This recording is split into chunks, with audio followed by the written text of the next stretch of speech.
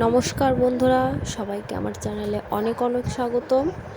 তো দেখো, আজকে আমি একটা বেবি টপ তৈরি করব। তো দেখো, এখানে আমি হাফ গজের বেশি কাপড় নিয়ে নিয়েছি, প্রায় 10 গজ মতো আছে, 10 গিরা মতো আছে। তো দেখো, প্রথমে আমি কাপড়টিকে 4 ভাঁজ করে নিয়েছি, কিন্তু 4 ভাঁজ করে নিয়েছি। তো প্রথমে কিন্তু ভালো করে সমান করে নিতে হবে। দেখো, কাপড়টিকে সোজা করে নিলাম। এবার কিন্তু আমি কাটিংটি করব। তো প্রথমে আমি গলার সাইডটি কাটিং করব।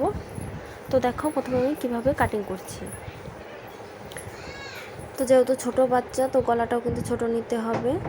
সেজন্য আমি প্রথমে গলার চওড়াটা নেব হচ্ছে 2 ইঞ্চি। 2 ইঞ্চি নিয়েছি। দেখো, 2 ইঞ্চিতে দাগ দিয়ে দিচ্ছি। আর গলার লম্বাটা এখানে হচ্ছে 3 ইঞ্চি নেব। তো দেখো, আর গলার লম্বাটা নিয়েছি আমি এখানে 3 ইঞ্চি। দেখো, 3 ইঞ্চিতে একটু দাগ দিয়ে দিচ্ছি। তো দেখো, এরপরে আমি গলার একটা গোল রাউন্ড শেপ দিয়ে নিচ্ছি, যেহেতু গোল গলাভাবেই হবে তৈরি। দেখো, হয়ে গেছে। এবার আমি এখান থেকে নিজের চওড়াটা নেব হচ্ছে 3 ইঞ্চি পরিমাণ। সেলাই করলে কিন্তু আমার 2.5 ইঞ্চি টিকবে। তো দেখো, আমি এভাবে করে কোনাকুনি ধরে কিন্তু একদম মাপ নিয়ে নিচ্ছি। এতে করে কিন্তু গলার রাউন্ডটাও সোজা হয়, একা বাঁকা হয় না। তো দেখো, আমি খুব ভালো করে ঘুরিয়ে ঘুরিয়ে নিচ্ছি। এবারে কিন্তু গোল রাউন্ড দাগটা দিয়ে নেব।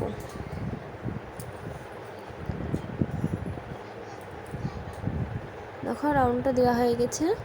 এবার কিন্তু আমি আমি আবারও কিন্তু চতুর্দিকে মেপে নিচ্ছি যে সব দিকে ঠিক আছে কিনা, কারণ সব দিকেই কিন্তু একই রকমই মাপ থাকতে হবে, নাহলে কিন্তু জিনিসটা এঁকে বেঁকে ছেড়ে যাবে। তো এবার কিন্তু আমি কাটিং করব আমার আঁকা নিয়মে। তবে তার আগে দেখো, আমি একটু ঝুলটা মেপে নিলাম। প্রথমে আমি কাটিং করে নিলাম। এখানে ঝুল কিন্তু আমার 18 ইঞ্চি মতো আছে। তো দেখো, এবার আমি গলার কাপড়টি কাটিং করে নিচ্ছি। যেহেতু ছোট বাচ্চাদের টপ, তো কিন্তু এটা কিন্তু একটু শর্টই পরতে হবে, বেশি লম্বা হলে কিন্তু ভালো লাগবে না দেখতে। এই দেখো, গলার রাউন্ডটি ঠিক এই রকম হবে। এবার দেখো, নিচের অংশটুকু আমি কাটিং করছি। তো প্রথমে আমি এখানে মেপে দিচ্ছি যেখানে আমার কতটুকু আছে। দেখো, এখানে 14 ইঞ্চি কাপড় আছে, আর উপরে কিন্তু আমার আরও কিছুটা হয়ে আমার 18 ইঞ্চি হয়ে যাবে। তো দেখো, প্রথমে দাগ দিয়ে নিচ্ছি আমি।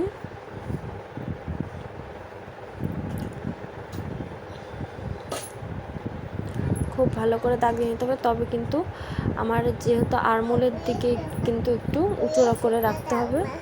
তো দেখো, আর্মহোলের দিকে কিন্তু 1 ইঞ্চি উঁচু রেখে এবং গলার শেপের দিকে কিন্তু 1 ইঞ্চি ডাউন রাখতে হবে। দেখো, খুব ভালো করে খেয়াল করলে তোমরা বুঝতে পারবে।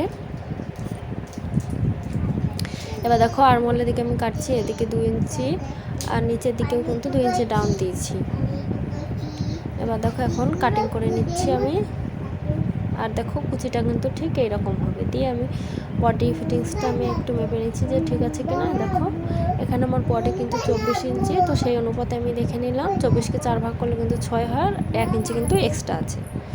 তো দেখো, এবার আমি কাটিং করে নিচ্ছি।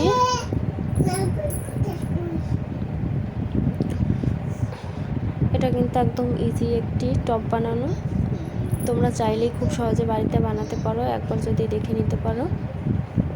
আর তোমরা যারা আমার চ্যানেলে নতুন আছো, তারা অবশ্যই আমার চ্যানেলটিকে সাবস্ক্রাইব করে আমার পাশে থাকবে, এবং যারা নতুন তারা অবশ্যই কিন্তু পাশে থাকা বেল আইকনটি বাজিয়ে রাখবে সবার আগে আমার ভিডিও পেতে।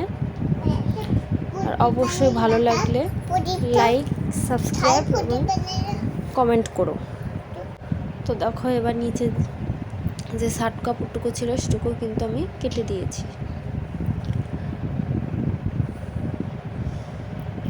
এবার দেখো, যে বাকি যে কাপড়টুকু ছিল সেটুকু দিয়ে কিন্তু গলার পট্টি আমার আরেকটা কাটতে হবে। দেখো আমার কাটিং হয়ে গেছে এই মাপে। এখানে কিন্তু জয়েন্ট দিতে হবে, যেহেতু কাপড় আমার অল্প, তো জয়েন্ট দিয়ে ওকে সেলাই করতে হবে। তোমরা যারা সেলাই ভিডিও দেখতে চাও তারা অবশ্যই আমার চ্যানেলে নজর রাখবে এবং ভিডিওটি সবার আগে পেতে কিন্তু বেল আইকনটা অবশ্যই বাজিয়ে রাখবে। তো দেখো এবার তোমাদের আমি দেখাচ্ছি যে টপটা ডিজাইনটা কীরকম হবে। তো দেখো এবার আমি কাপড়টাকে খুব ভালো করে ছাড়িয়ে নিচ্ছি। এবার দেখো এর সঙ্গে আমি মিশিয়ে নিয়ে দেখাচ্ছি।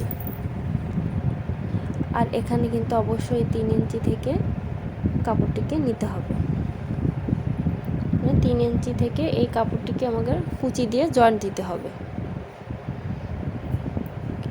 দেখো হয়ে গেছে। এই দেখো আমার টপটার ডিজাইনটা কিন্তু ঠিক এই রকম হবে।